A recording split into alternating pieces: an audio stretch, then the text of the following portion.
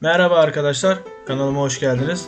Bugün sizlerle kendi evimizde, kendi elimizle lahmacun yapacağız. Bu videoyu hazırlarken maliyetlerini de göz önünde bulundurmak istedim. Yaklaşık 23 lahmacun yaptım ben. 23 lahmacunun toplam bana maliyeti 140 TL. Eğer dışarıdan yemiş olsaydım bu yaklaşık 350 TL olacaktı. İçecekler hariç, tabii ki içecekleri katmadım bunun içine. Sadece lahmacun hamurunun içine kullanacağım ve garnitürlerimi hesapladım. İçecekleri hesaplamadım. İçeceksiz 350 TL. İçeceklerle beraber artık bilmiyorum. Yerine göre değişir. Hemen videoya geçmek istiyorum. Biberlerimi, domateslerimi hepsini rondodan geçirdim. Rondodan geçirdikten sonra biberlerim ve soğanlarımın suyunu süzdüm. Suyunu süzüp kenara aldım. Bunu yapmanız gerekiyor. Hem renkleri karışmasın, kapkara bir kıyma harcımız olmasın diye. Domates sosumuzun suyunu bıraktım. Bunun sebebi de kıymamızın yumuşak bir kıvamda olması gerekiyor. Lahmacunumuzun üzerine sürerken güzel bir kıvamda olması gerekiyor. O sebeple soğan, sarımsaklarımızın suyunu süzdüm. Kırmızı biber ve yeşil biberlerimizin de robottan geçirdikten sonra sularını süzdüm. Domateslerimiz olduğu gibi robottan geçirdim. Baharatlarımız belli zaten. Tuz, karabiber, isot, pul biber, kimyon ve toz biber. Kıymamız da orta yağlı bir kıyma. İsterseniz içerisine kuyruk yağı da katabilirsiniz. Ben size tarifimi verirken 250 gram kıyma için tarif vereceğim. Yani 250 gram kıyma ve yarım kilo da un üzerinden gideceğiz. Yani yarım kilo un hamuru için, iç harcı için de 250 gram kıyma ve diğer malzemeler. Yarım kilo undan yaparsak eğer 10 beze çıkıyor arkadaşlar. 10-11 beze çıkartabiliyorsunuz. Eğer benim gibi daha fazla yapmak isterseniz 2 katı yapabilirsiniz. Yani ben 1 kilo undan yaptım. 1 kilo undan 23 beze çıkardım. Hani biraz da küçük yaptıklarım olmuştur. Sonuçta el işçiliği. Videonun sonuna yarım kilo undan 10 bezelik yani 250 gram da iç harcından olan malzemelerimi yazacağım. Ama benim gibi yapmak isterseniz de gördüğünüz gibi ben yarım kilo kıyma 1 kilo undan yapıyorum. Bütün malzemelerimi karıştırıyorum. Karıştırırken ekstradan sadece sıvı yağ ilave ettim. Biraz cıvık bir kıvamı olması gerekiyor. Yani çok değil ama yine bir tık cıvık olması gerekiyor. Yani lahmacununuzun üzerine koyduğunuz zaman iç harcınızı sürülebilir kıvamda olması gerekiyor. O yüzden önce iç harcımızı yoğurup daha sonra biraz dinlenmeye bırakacağız dolaba.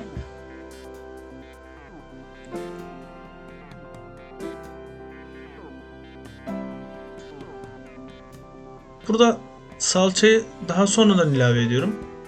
Bunun sebebi belki bütün malzemelerimi koyduğum zaman çok cıvık olabilir. Gerekirse koymazdım. Biraz daha etli ekmek gibi olurdu. Salçasız olurdu yani. Ama gayet güzel, salçasını da ilave ediyorum o yüzden.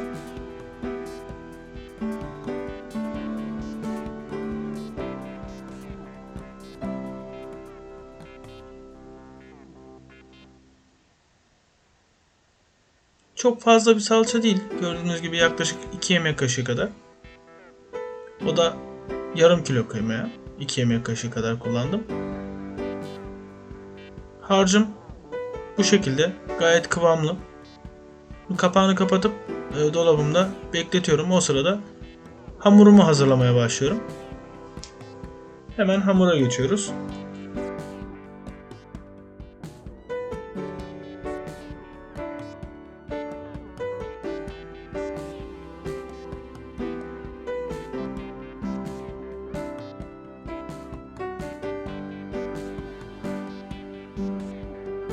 Yarım kilo hamurdan yapmak isteyenler için 3 gram. Benim gibi 1 kilo hamurdan yapmak isteyenler için 6 gram.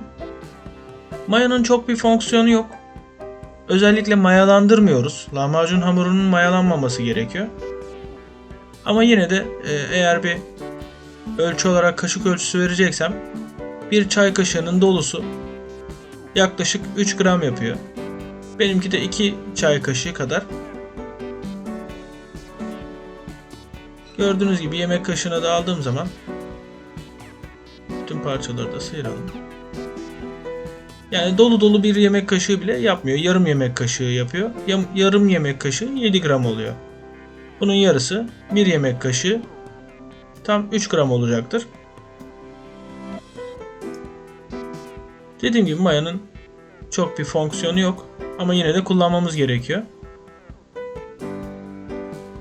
Ve kullanmadan önce şöyle elinizde biraz ufalarsanız yaş maya çünkü. Yani yaş mayayla daha güzel olur. Ben o şekilde yaptım. İsteyen kuru maya da kullanabilir.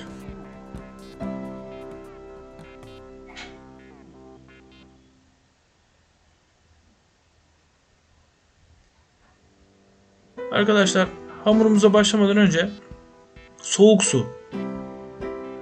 Yani buz gibi dolaptan çıkardığım soğuk suyla yapıyorum hamurumu. Suya mayayı karıştırıyorum. Tuzumu da onun etrafına yayıyorum ve yavaş yavaş hamur haline getiriyorum. Tuzla mayayı karıştırmıyorum. Çünkü mayanın özelliğini yitiriyor. O sebeple tuzla mayayı bir anda karıştırmıyoruz.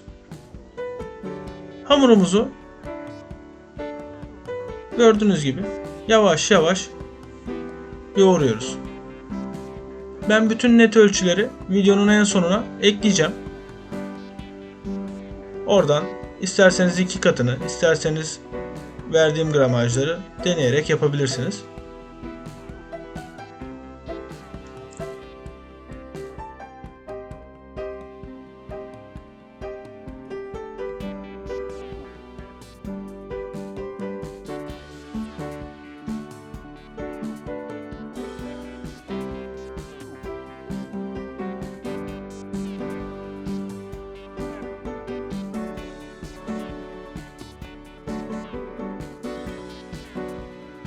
Burada hamurumuz biraz sert bir hamur, lahmacun hamuru. Özellikle bu sert falan gibi tepki vermeyin. Bütün unu hamura yedirin. İyice yoğrulduktan sonra çok mayalandırmadığımız için zaten çok da yoğurmak gerektiren bir hamur değil. Sadece un topakları kalmasın. Bundan emin olun. Gördüğünüz gibi hemen yoğruldu.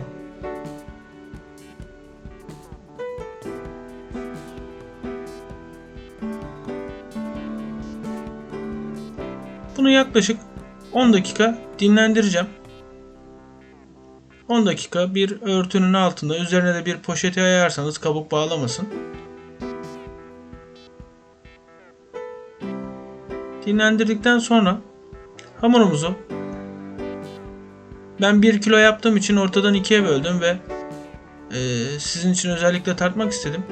2 ceviz büyüklüğünde yaklaşık 70 gram yapıyor. Kaç beze çıkacağını da özellikle göstermek için burayı biraz detaylı gösterdim sizin için. Yaklaşık hepsini 65 ile 70 gram aralığında ayarlayarak toplam 23 beze çıkardım. 23 beze 23 lahmacun demek oluyor.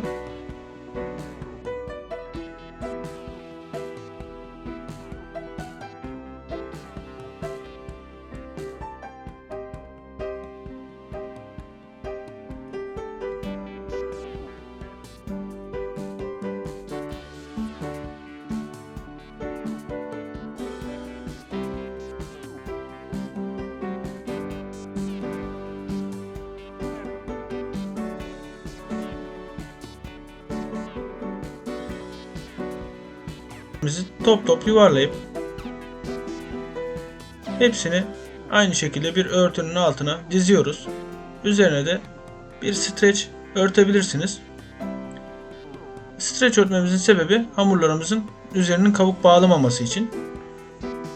Özellikle streç örtmek istemezseniz herhangi bir poşet veyahut da naylonumsu bir örtünüz de olabilir. Ben naylon karışımlı bir örtü daha üzerine örttüm. Kolay olması için de size streç diye söyledim. 10 dakika daha dinlendirmeye alıyoruz.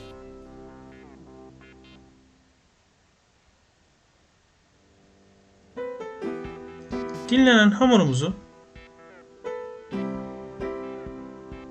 bir kısmını çıkartın, bir kısmını çıkartmayın. Tekrar koyun. Yine biraz un serperek oklavayla açıyoruz. Özellikle kıyılarını açın. Kıyılarından açmaya gayret gösterin. Özellikle kıyılarını açmamızın sebebi hamurumuzun kıyıları sert kalmasın diye. Zaten orta kısmına iç harcı geleceği için bir şekilde yumuşak kalabiliyor. Ama kenarları o pişme esnasında sertleşebiliyor. Gördüğünüz gibi el becerisi daha iyi olanlar daha düzgün açabilirler.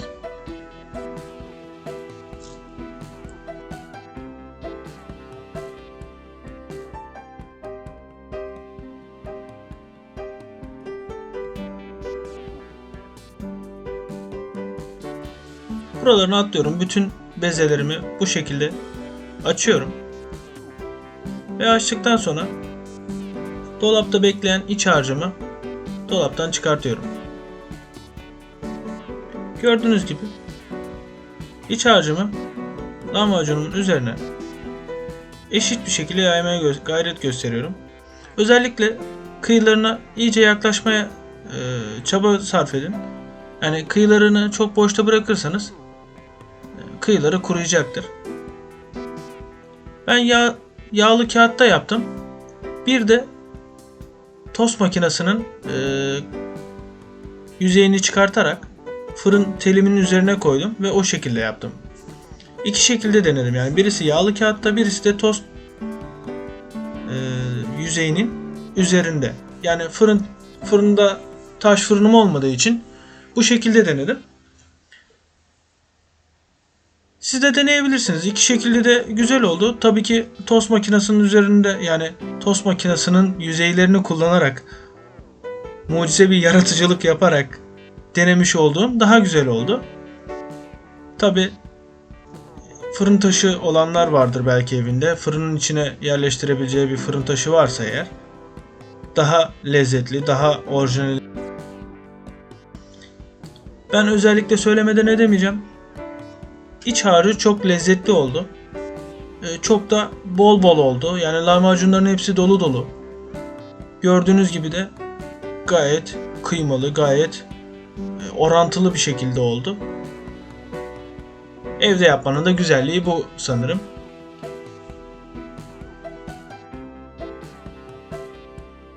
Fırın tepsisinde yağlı kağıtla pişirdiğimiz lahmacun.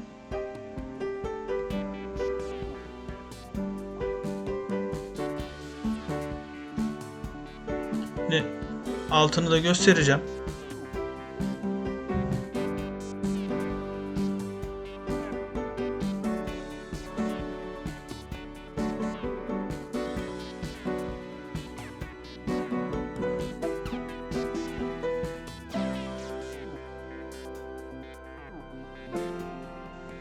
Arkadaşlar bu da mühendislik harikamız. Tost makinesinin yüzeyi. Benim tost makinemin yüzeyleri çıkıyordu. Çıkardım ve telimin üzerine koydum. Böyle fırın taşı gibi kullandım aslına bakarsanız. Gayet de güzel oldu. Hani tabanı biraz daha kalın ve sürekli sıcak kalabilecek bir krom olduğu için, döküm olduğu için bunlar. Gayet lezzetli bir lahmacun oldu. İçerisine soğan, maydanoz, isteğinize göre kırmızı lahana, havuç, tercih size kalmış. Benimle beraber deneyenlerin ellerine sağlık. Bir sonraki videomda görüşmek üzere. Hoşça kalın.